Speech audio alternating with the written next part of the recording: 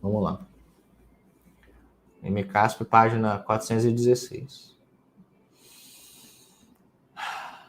Então, a gente viu na leitura nos últimos dias a parte aqui da contribuição patronal, a gente está lendo sobre o RPPS. A gente vai ver aqui a contribuição do servidor. Vou reler essa parte.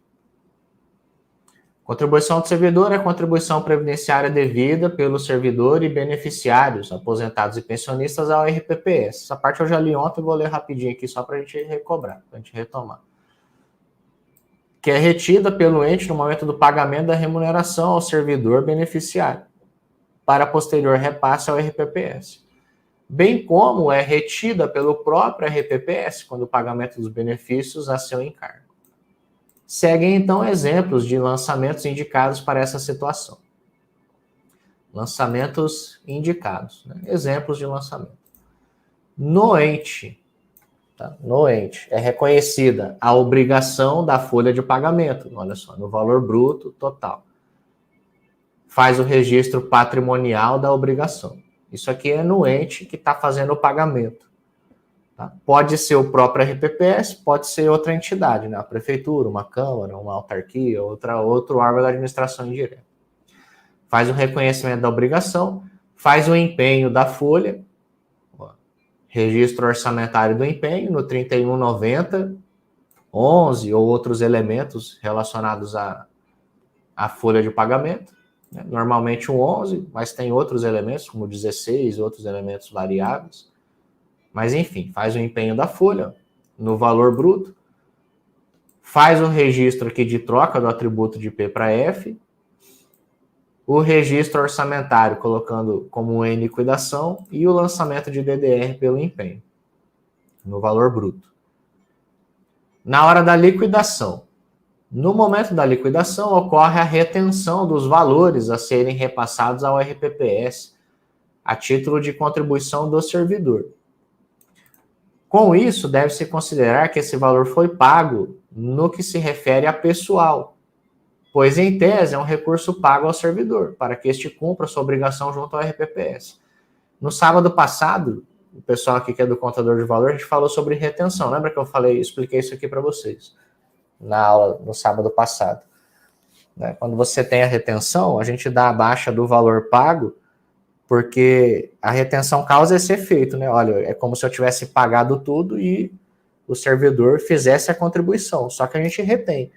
Agora, o efeito técnico é esse, é como se o próprio servidor tivesse fazendo a contribuição. A diferença é que a entidade faz a retenção por motivos legais. E no sábado passado, na aula, quem não assistiu e é do contador de valor, volta lá e vê que eu expliquei melhor. A gente fez os lançamentos lá. Porém, como o ente é obrigado por lei a fazer o papel de intermediário nessa relação entre o servidor e o RPPS, como o ente ele é obrigado por lei a fazer essa intermediação, a reter, para reduzir o risco, né, da entidade de não receber essa contribuição depois da pessoa, então, por lei, a entidade retém. É só para reduzir o risco do recebimento.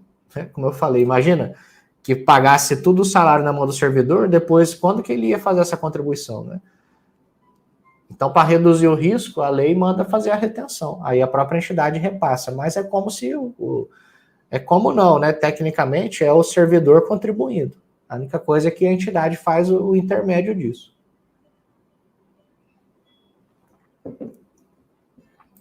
Então, a contabilização do cumprimento da obrigação de despesa de pessoal doente na proporção da contribuição previdenciária e imediatamente faça o registro de uma entrada compensatória. Assim, os valores que estavam livres em caixa e equivalentes de caixa passam para contas de depósitos restituíveis e valores vinculados. Então, tem um trâmite aqui da conta de caixa, equivalente de caixa, para outra conta no plano, já que inclusive foi criada para isso.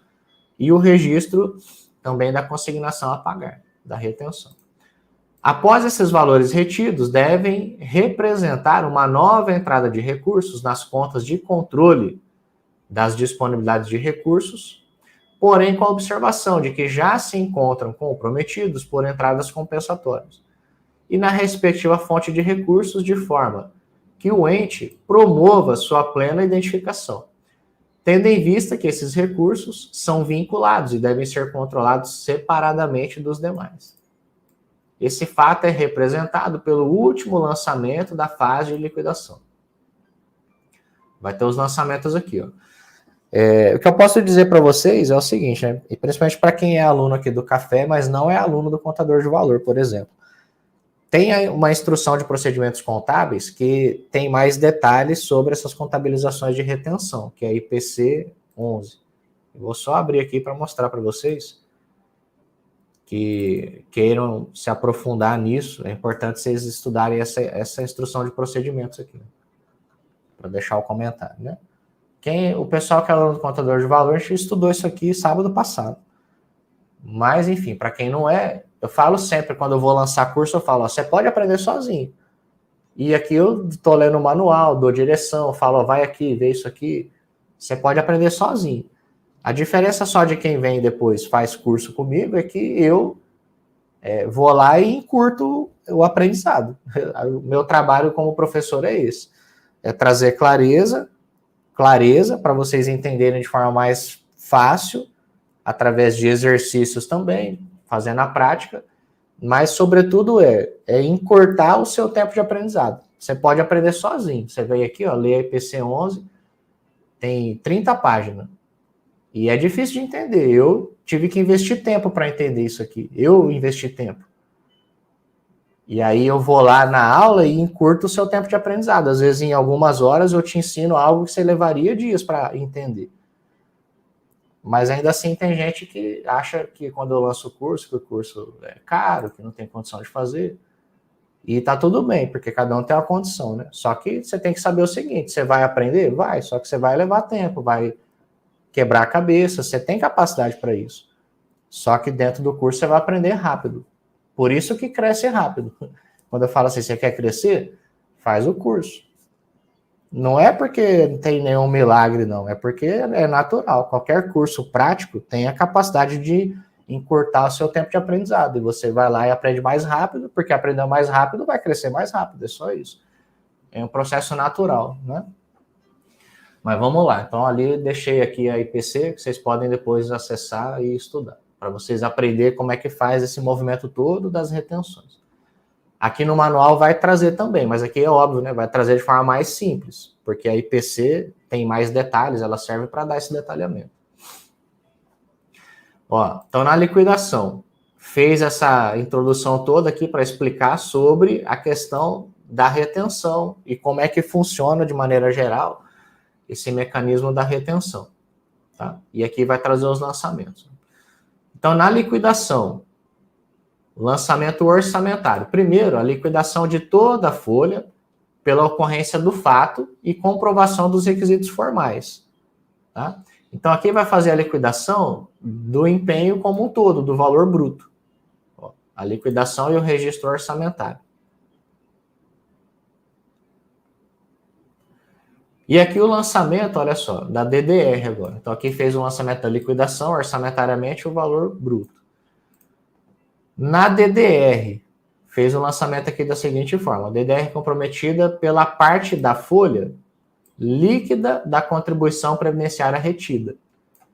E aí fez, olha só, o comprometimento financeiro do que vai pagar agora. E aí ele fez aqui a DDR de 890.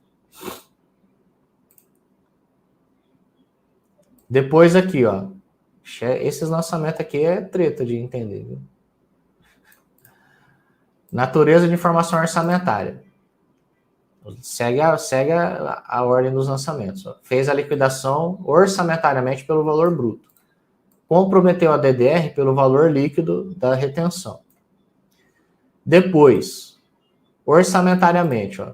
Aqui, o que vai fazer agora? Finalização da parte orçamentária da contribuição previdenciária retida com a fase do pagamento da retenção, de R$110. A partir desse momento, os orçamentos relativos à retenção serão apenas de entradas e saídas compensatórias, ou seja, extra-orçamentários. Então, o que fez aqui? Ó? Em virtude, pegou aqui o valor da retenção e fez a saída, fez o registro orçamentário disso.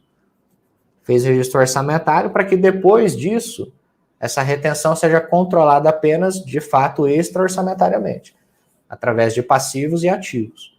Então, aqui ele fez a baixa orçamentária como se tivesse sido pago já. Então, ele fez um registro orçamentário de pagamento pelo valor da retenção. Depois, patrimonialmente, o lançamento patrimonial, referente à retenção dos recursos no patrimônio do ente. Neste caso, trata-se de uma retenção por determinação legal de recursos previdenciários e não de recursos realizáveis no curto prazo, que eles fizeram uma observação. E o registro aqui é de reconhecimento da obrigação de transferir os recursos retidos ao RPPS. Então, aqui vai fazer o registro da retenção em si, patrimonialmente. E olha só, fez o lançamento aqui no passivo, lá de pessoal a pagar, dando baixa de pessoal a pagar.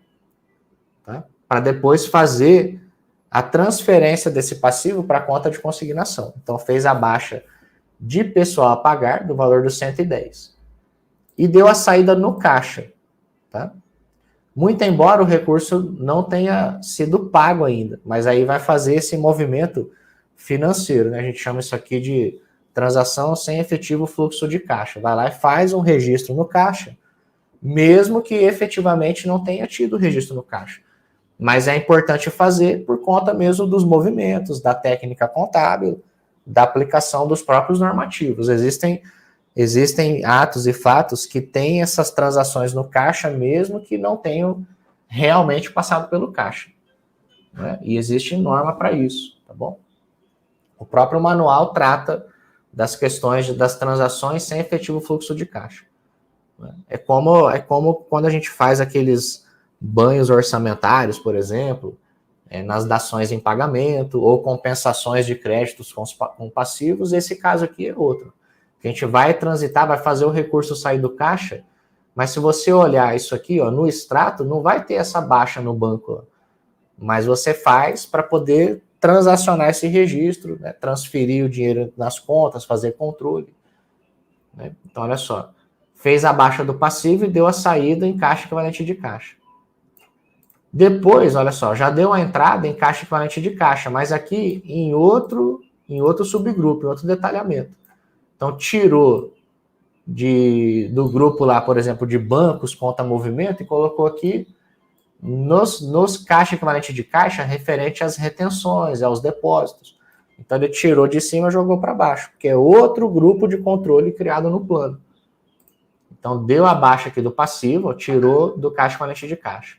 Aí deu a entrada em caixa equivalente de caixa, mas em outro grupo para controle. E aí reconheceu o passivo referente à retenção em si. Então aqui o que a gente teve nesses dois lançamentos? Presta atenção. A gente teve aqui uma troca de passivos, saiu de pessoal a pagar, foi para consignações, e teve uma troca de controle no caixa. Saiu do caixa ali do movimento geral, né? Um exemplo, saiu do caixa geral, foi ali para um controle de caixa de recursos em depósitos, recursos de retenção. Então, fez esse movimento patrimonial.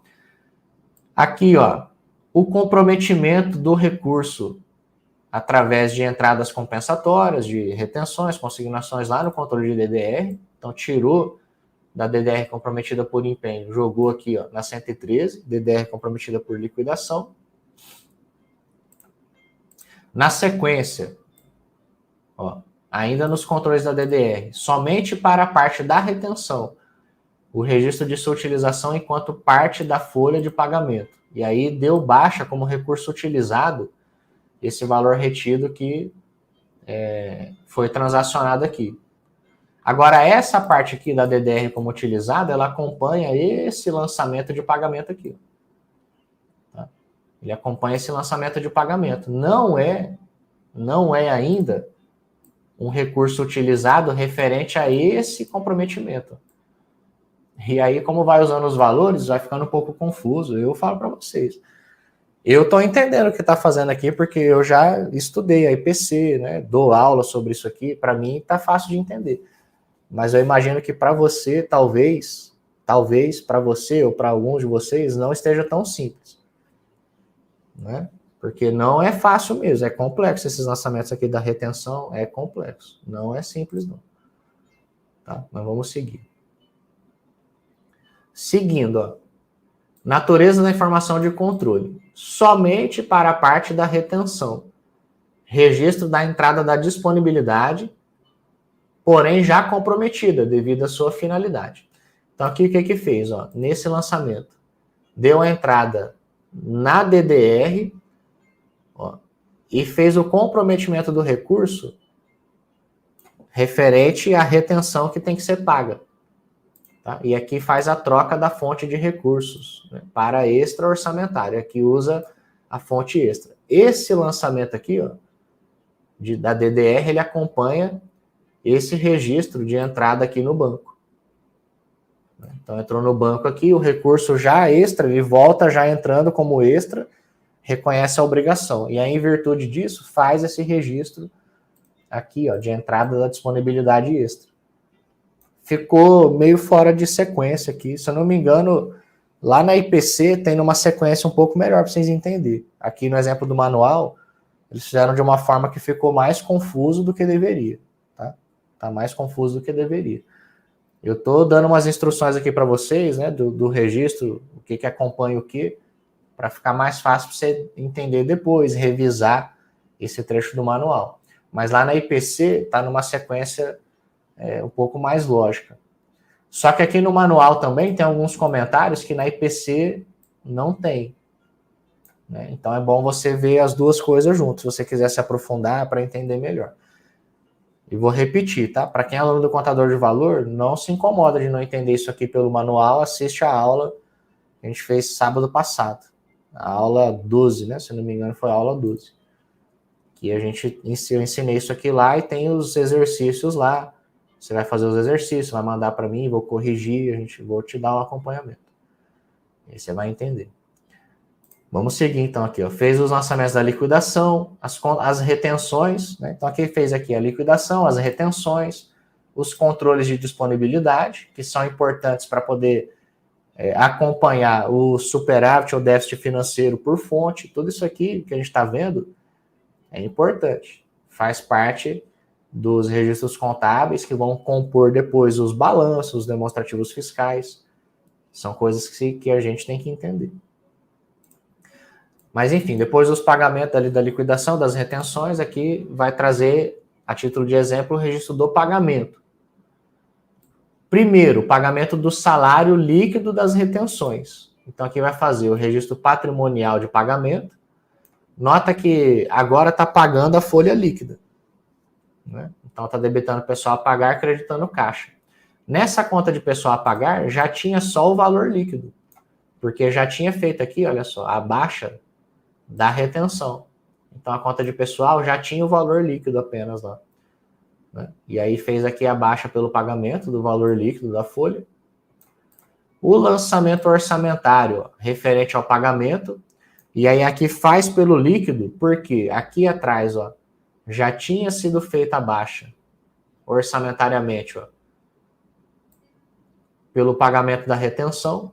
Orçamentariamente, aquele empenho já tinha tido um movimento de baixa como pago, ó, que aí somado agora ao valor pago líquido, vai dar o valor bruto daquele empenho como registrado, como pago, e o lançamento de DDR como utilizada pelo pagamento da folha em si, do valor líquido. Esse lançamento de DDR utilizado, ele acompanha esse lançamento de baixa do passivo e saída do banco. Tá? Esse lançamento aqui, ó, ele acompanha esse lançamento aqui. Então, aqui fez a baixa do empenho. Então, empenhou, liquidou e pagou a folha e já fez ali em cima, na hora das liquidações, já fez ali os lançamentos da retenção. O que vai faltar agora? O recolhimento do valor retido. Então, a entidade reteve, está registrado lá como passivo, como retenção a pagar, né, de contribuição. Então, agora o que vai acontecer aqui é o recolhimento, é o pagamento da guia referente à contribuição do servidor, que foi retida na folha. Então, no recolhimento ao RPPS, né, na hora de fazer o pagamento da despesa extra. Aí vai fazer a baixa, olha só, na conta da retenção em si, da conta de contribuição previdenciária, que está lá no 21882. Né, isso aqui é outra novidade também do plano, que é esse quinto nível, igual a 2, que antes não tinha, né? Esses quinto nível aqui no 2188. Então aqui está no 2 porque é uma transação com o RPPS. Aí fez a baixa aqui do passivo, da retenção, e a saída na conta bancária, aonde ficou guardado lá o controle desse recurso que foi retido, e a baixa da DDR, ó, como um valor utilizado, porque houve o pagamento aqui da retenção. E aqui finaliza os trâmites no ente, quando ele empenhou a folha e fez a retenção dos servidores, para poder, fazendo essa retenção, repassar o valor retido para a Previdência. Antes disso, a gente já tinha visto ali atrás o registro do patronal. Então, tem o patronal, tem a contribuição do servidor, nota que tem contabilizações diferentes. Né? Um é orçamentário, o outro é extra, e os registros contábeis são diferentes também. Agora, lá no RPPS, olha só, no RPPS, o que vai acontecer lá? Lá no RPPS vai ter o reconhecimento do direito a receber. Nota que aqui atrás, no ente, foi feito o reconhecimento do valor a pagar. Ó, então, aqui tem um reconhecimento do valor a pagar, lá no RPPS tem um reconhecimento do direito a receber, do crédito. Então, aqui no RPPS, ó, reconhecimento da contribuição do servidor a receber, tá? Aqui não é o crédito referente àquele registro da folha, a gente tinha visto antes, né, na parte anterior do manual. Aqui primeiro, ó, ele está fazendo o registro da contribuição do servidor a receber. A contribuição do servidor mesmo, né, que vai entrar para o RPPS como receita orçamentária. Então, quando foi feita a retenção, a gente vem lá no RPPS, tem que ter o registro do ativo, como um crédito a receber, referente a esse valor retido, que vai virar receita orçamentária para o RPPS. Então, faz o registro do crédito a receber, referente à retenção, à contribuição do servidor, e aí debita 113.62.0102 e faz o lançamento na VPA. Depois, quando o valor for arrecadado, e aí esse registro aqui, ó, ele é uma contrapartida do pagamento da retenção, porque é quando o valor é recolhido pelo ente, aí ele vai ser arrecadado e recebido pelo RPPS, e na arrecadação da contribuição, vai fazer, olha só, o lançamento orçamentário da receita realizada, faz aqui o registro orçamentário da receita, na natureza de receita, e a contabilização no controle orçamentário do PECASP. Faz o lançamento de entrada na conta única do RPPS, que tem também, olha só, uma codificação específica no plano. Tá?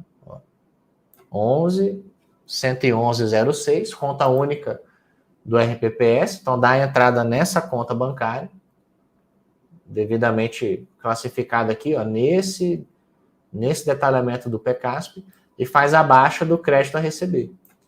E o lançamento de entrada do recurso na DDR. Aí debita 72.11 e acredita 82.111. E aqui faz a arrecadação da retenção. Nota que aqui, então, ó, dessa parte aqui, ó, dessa parte até lá em cima, a gente começou a ver, tem os exemplos de contabilização da despesa, ó, da contribuição patronal e da contribuição do servidor. Desde o reconhecimento da obrigação, reconhecimento do crédito, até os registros orçamentários de empenho, liquidação e pagamento, passando pelas retenções. De forma que, se você tem RPPS aí na sua entidade, né, faz total sentido você pegar, por exemplo, esse trecho do manual e fazer esse teste de conformidade, pegar o sistema, ver se está lançando da forma como o manual exige, porque se está aqui no manual é obrigatório, porque o manual ele tem força normativa, ele tem que ser obedecido. E aí faz esse teste de conformidade, vê se o sistema está lançando certo. Lembra que eu falei ontem? Vê se está compatível os procedimentos entre as entidades do município. Uma reconhece a obrigação, a outra reconhece o direito e vice-versa. As classificações, enfim, tem muita coisa que, lendo o manual, você consegue trazer para análise, né, nas suas contas, para poder trazer qualidade para esses registros, para as classificações, não só orçamentárias, mas também das contas contábeis no plano e por aí vai. Né? Para quem, como é que eu vou dizer, né? Para bom entendedor, um pingo é uma letra, né? A gente está lendo um monte de coisa, tem um monte de detalhe aqui. Tudo isso aqui são coisas que vocês podem verificar na contabilidade de vocês. Né? Amanhã a gente segue aqui, ó. Amanhã nós vamos ver a partir daqui, então, os encargos sobre as contribuições. Lógico que eu sei assim, né, que só de ver o que está aqui no manual não é 100% prático, né, como você pegar o documento, fazer acontecer no dia a dia, né, mas já tem instruções aqui que para contabilidade já ajudam muito, né, a rever as questões orçamentárias, os procedimentos, as contabilizações, né, já tem instruções muito fortes aqui que já vão ajudar a trazer um salto de qualidade, com certeza. Vamos lá.